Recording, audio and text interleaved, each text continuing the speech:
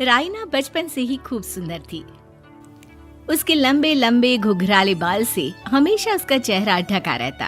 अरे भूत ने बनकर घूमती रहती है, चल तेरे बाल कटवा दूं। अच्छा, क्यों भला?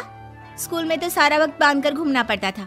अब तो मैं कॉलेज जाऊंगी और बाल खोल कर घूमूंगी। हाँ। अरे ये बाल देख रही है, ऐसे लगता है जैसे मधुमक्खी का छत्ता। खैर, घने घने घुंघराले बालों से राइना सुंदर तो लगती, लेकिन उसे संभालना उसके लिए बड़ा काम था। माँ, अरे माँ, शैम्पू खत्म हो गया है। इस बार वो वाला लाना ना, जो घुंघराले बालों को और बाउंसी बनाता है। माँ ले आना, हाँ जरूर से। कल मेरा कॉलेज का पहला दिन है, मैं चाहती हूँ सब मुझे देखकर जले। अगले दिन राइना कॉलेज पहुँचती है, जहाँ एक लड़का उसे छेड़ते हुए कहता है, अरे लगता है चाउमीन में सोया सॉस कुछ ज्यादा ही गिर गया। अरे मुझे तो चेहरा दिख ही नहीं रहा। लड़कियां भी राइना का मजाक उड़ाती है। अरे यार, ये कंगना की कॉपी करके कौन आया है? लोकल कंगना और कौन? राइना को सभी पर गुस्सा आता है, लेकिन वो कुछ नहीं कहती। स्कूल में तो बाल बंधे ही रहते थे, लेकिन कॉलेज में राइना एक लड़की से कहती है, हाय, मेरा नाम राइना है, मुझे आर्ट्स डिपार्टमेंट में जाना है। कहाँ से है रास्ता? अपने बाल हटा कर देखो, सामने ही बोर्ड लगा है। राइना को कॉलेज में भी दोस्त बनाने में दिक्कत आ रही थी। वो रोते रोते घर आ जाती है। माँ, मैं क्या करूं? आज तो सारा दिन लोगों ने न जाने क्या क्या बोलकर मेरा मजाक ही बना कर रख दिया। माँ प्लीज कुछ करो ना मेरे बालों का। मैंने तो पहले ही कहा था कटा दे, पर तू। अरे कटाने से क्या होगा, उल्टा जो थोड़े बांध कर ये इन्हें समेट सकती है ना, वो भी नहीं कर पाएगी। तो क्या मेरी कोई दोस्त नहीं बनेगी कॉलेज में, या मैं हमेशा लोगों के मजाक का ही शिकार होती रहूंगी? राइना जोर जोर से रोने लगती है। तभी उसका छोटा भाई आ जाता है और राइना के बालों के बीच एक पेंसिल छुपा देता है। तभी उसका दोस्त भी पीछे से आ जाता है। अरे ढूंढो ढूंढो, कहाँ है पेंसिल? मैं नहीं बताऊंगा। दोस्त काफी कोशिश करता है, लेकिन उसे पेंसिल नहीं मिलती। वो वहाँ से चला जाता है। थैंक्स दी, आज आपके बालों ने तो मुझे बचा ही लिया। अच्छा, बहुत दिनों के बाद बालों को लेकर कुछ अच्छा सुनने को मिला। मुझे भी पहले लगता था कि मेरे बाल सबसे सुंदर है, लेकिन अब पता चला। अरे क्या पता चला, क्या हो गया? देख, किसी भी चीज के ना दो पहलू होते हैं। या तो तुम बालों से ही लोगों का मन जीतो, या फिर रोती रहो। अब ऐसे घने बाल तो तुम्हें भगवान ने दिए हैं। राइना को पिता की बात समझ में आ जाती है।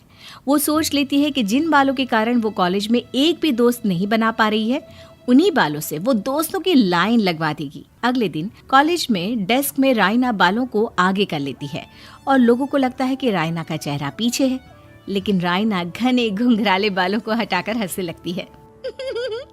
देखा मेरे बालों का कमाल, इससे मेरा चेहरा भी नहीं दिखता और मैं चलती क्लास में सो भी सकती हूँ।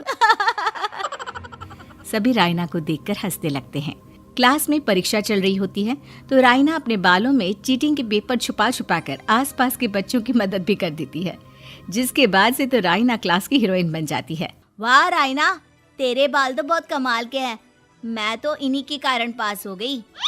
और पता है, मैं तो अपने काम का सामान राइना के बालों के बीच में ही फंसा देती हूँ। जैसे जैसे काम होता है वैसे वैसे इस्तेमाल करती हूँ। अब तो क्लास में हर कोई राइना के साथ बैठने की जिद करता।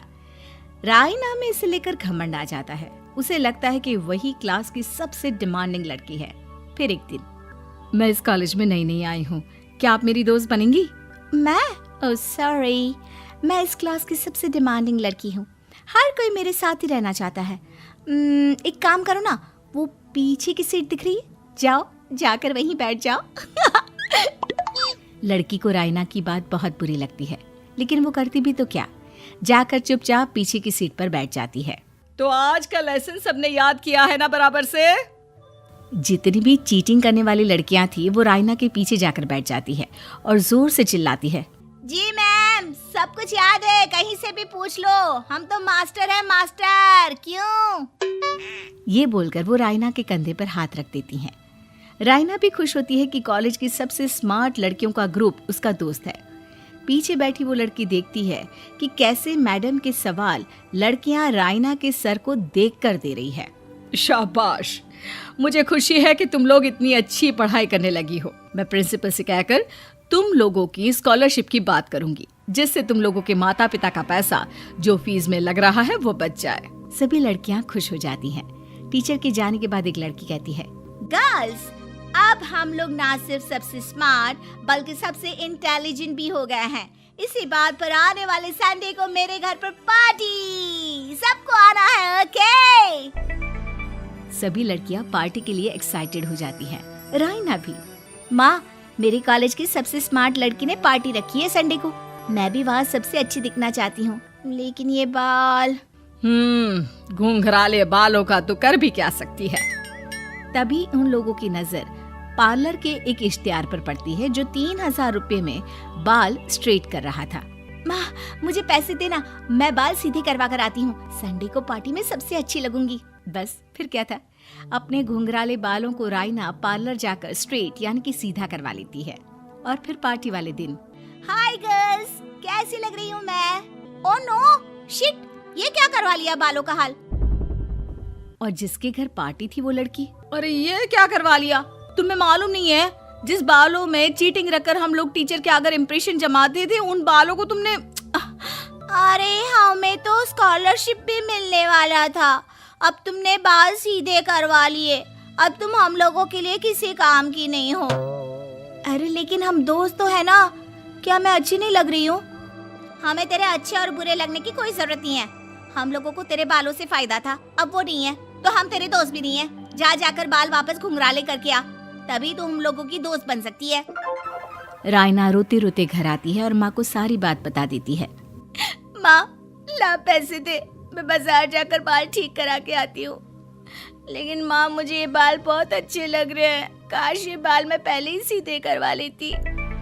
देख बेटा, पैसे तो मैं तुझे दे दूं, लेकिन वैसे बाल करके तू फिर ऐसे दोस्त बनाएगी जो तेरे साथ मतलब के लिए जुड़े हैं। लेकिन इन बालों में तू ऐसे दोस्त बनाएगी जो तेरे साथ जीवन भर का साथ निभाएंगे। रायना को माँ की बात समझ में आ जाती है।